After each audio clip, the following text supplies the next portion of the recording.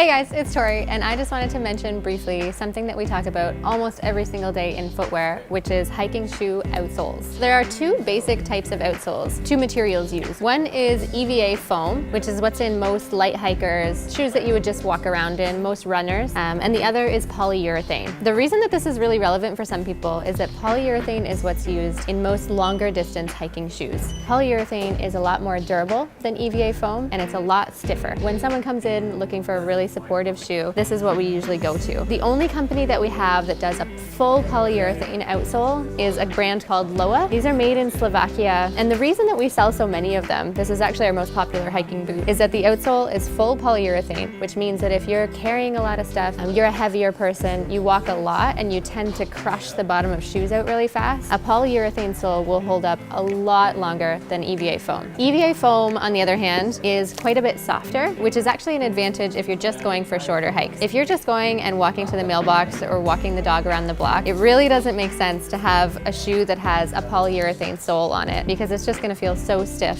and it's quite a lot heavier. EVA foam is a lot softer, it's cushioned, and that's what most people use for most of their day hiking. For travel shoes, they're lighter to pack and they're just a bit nicer for an everyday walking shoe. So this is actually the hiking boot that I have. This is the Renegade from Loa. I've probably hiked 800 to 1,000 kilometers in this thing. I've hiked a couple hundred kilometers across Iceland, tons of hiking down in the Adirondacks in New York State, usually carrying 40 to 60 pounds of climbing gear, and sometimes a tent, and these things are still kicking and doing a really good job. And despite carrying that much heavy stuff for that many kilometers, these shoes are still doing really well. The outsole hasn't crushed out. In fact, I could probably still sell them as new boots because they still look pretty great.